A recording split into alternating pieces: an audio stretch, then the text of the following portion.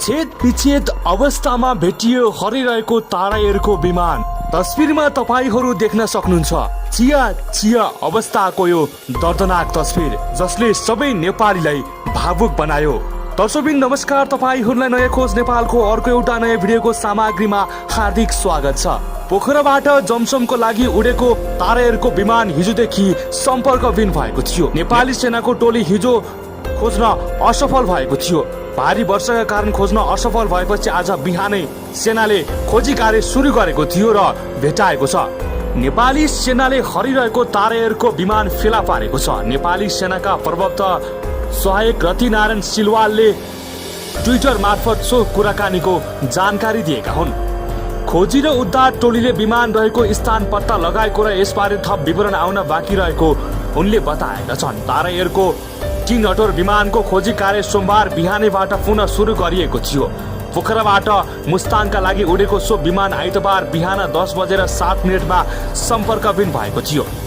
मुस्ताङको लाचुङ भन्ने स्थानमा दुर्घटनाग्रस्त अवस्थामा विमान भेटिएको जानकारी प्राप्त भएको छ। पडेलले भने मौसम खराबीका कारण हेलिकप्टर जान नसकेपछि अहिले प्रहरीको टोली उक्त क्षेत्रमा जाँदै गरेको जानकारी दिएका छन्। ताराहरूको 9N EAT विमान 2 जना विदेशी, 4 जना भारतीय र 13 जना नेपाली यात्रु सवार थिए। साथै विमानका पाइलट प्रभाकर प्रसाद घिमिरेको पाइलट इतास पोखरेल र विमान परिचालक किस्मी थापा सवार थिए। बिहान 9:55 को समयमा पोखराबाट जोमसोमका लागि उडान भएको विमान उडान भएको केही समयपछि सम्पर्क विहीन भएको थियो।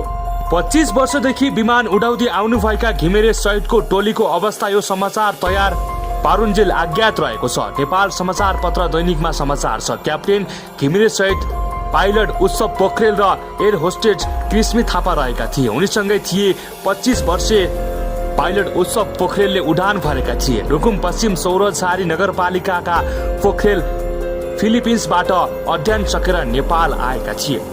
आइतबार बिहानदेखि हरिरहेको ताराहरूको विमान दुर्घटना अवस्थामा फेला परेको थियो। मुस्ताङको थासाङ 2 मा विमान दुर्घटनाग्रस्त अवस्थामा फेला परेको नेपाली सेनाका प्रवक्ता नारायण सिलवालले जानकारी दिएका छन्। मुस्ताङका डीएसपी रामकुमार दानीका अनुसार यार्सगुममा टिप्न गएकाहरूले विमानको तस्बिर पठाएको र नेपाली सेनाको हेलिकप्टर सो स्थानमा पुगेको रातो पार्टीलाई जानकारी दिए। पोखराबाट मुस्ताङका लागि उडेको ताराहरूको 3 अटोर विमान आइतबार बिहान 10:07 सम्पर्कविहीन भएको थियो। सो विमानको खोजी कार्य सोमबार बिहानैबाट पुनः सुरु गरिएको थियो। विमानमा 19 जना यात्रु र चालक दल सहित 22 जना सवार थिए। पोखराबाट जोमसोमका लागि उडेको ताराहरूको जहाज बेपत्ता भएपछि गोर्खाको शहीद लखान गाउँपालिका 5 को 3 माने गाउँ स्तम्भ बनेको छ। जहाजमा उक्त गाउँका गणेश नारायण श्रेष्ठका परिवारका 4 जना सदस्य सवार रहेका थिए। जहाज बेपत्ता भएको खबरसँगै गाउँपालिका अध्यक्ष रमेश बाबु थापा मगर, अध्यक्ष इन्दिरा तिवारी, ओडा अध्यक्ष एम बहादुर राणा श्रेष्ठका आफन्त केशर श्रेष्ठ र स्थानीय विजय पुडा सैनिकको टोली पोखरा पुगेका छन्। टोलीले घटनाको बारेमा राम्ररी बुझेर गाउँवासीलाई गराएको जानकारीलाई नै आधिकारिक मान्ने भनेर गाउँका बासिन्दा पोखरा जाने टोलीसहित सम्पर्क गरिरहेका थिए। सञ्चार माध्यमको समाचारले हामी स्तम्भ भएका छौँ, तर औपचारिक जानकारी हामी गाउँपालिकासित मात्र लिनेछौँ। स्थानीय राजेश श्रेष्ठले भने उहाँहरूको दुःखद खबर नआओस् भन्ने प्रतीक्षामा छौँ। यदि पुष्टि भइहाले कसरी व्यवस्थापन नगर्ने भन्ने तयारी छलफल गरिरहेका छौँ। सोही जहाजको टिकट काटेको र जहाज चढ्नु अघि अमेरिकामा रहेका छोरा सहित सम्पर्क भएको आधारमा श्रेष्ठ परिवार र उक्त जहाजमा रहेको पुष्टि भएको गाउँपालिकाका अध्यक्ष थापाले बताएका थिए। सो विमानमा 52 वर्षका गणेश नारायण श्रेष्ठ, उनकी श्रीमती 48 वर्षकी रश्मि श्रेष्ठ, छोरीहरू 20 वर्षकी रविना श्रेष्ठ र 23 वर्षकी रेजिना श्रेष्ठ थिए। अध्ययनको सिलसिलामा अमेरिका गएका छोरीहरू नेपाल आएका बेला सब परिवार मुक्तिनाथ भ्रमण गएको परिवार स्रोतले जनाएको छ। शिव उप्रेतीले लेख्नु भएको यो खबरलाई अन्नपूर्ण पोस्टबाट लिएको हो।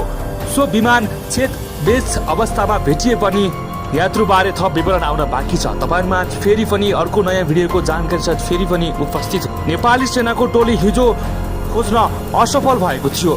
भारी वर्षाका कारण खोज्न असफल भएपछि आज बिहानै सेनाले खोजी कार्य सुरु गरेको थियो र भेटाएको छ। नेपाली सेनाले हरिरहेको ताराहरूको विमान फेला पारेको छ। नेपाली सेनाका प्रवक्ता सहायक रतिनारायण सिलवालले ट्विटर मार्फत सो कुराकानीको जानकारी दिएका हुन्।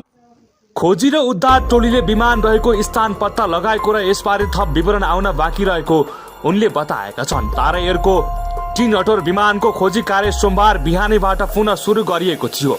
पोखराबाट मुस्ताङका लागि उडेको सो विमान आइतबार बिहान 10:07 सम्पर्कविहीन भएको थियो।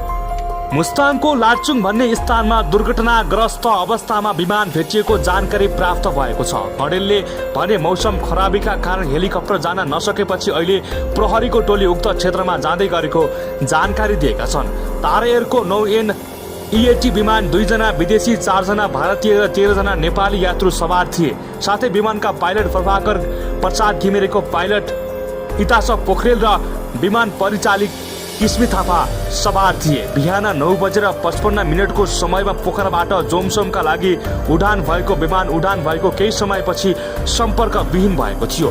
25 वर्षदेखि विमान उडाउँदै आउनुभएका घिमिरे सहितको टोलीको अवस्था यो समाचार तयार पारुन्जेल अज्ञात रहेको छ। नेपाल समाचार पत्र दैनिकमा समाचार छ। क्याप्टेन घिमिरे सहित पाइलट उत्सव पोखरेल र एयर होस्टेज किस्मी थापा रहेका थिए। उनीसँगै थिए 25 वर्षीय पाइलट उत्सव पोखरेलले उडान भरेका थिए। रुकुम पश्चिम सौरछारी नगरपालिकाका पोखरेल फिलिपिन्सबाट अध्ययन सकेर नेपाल आएका थिए।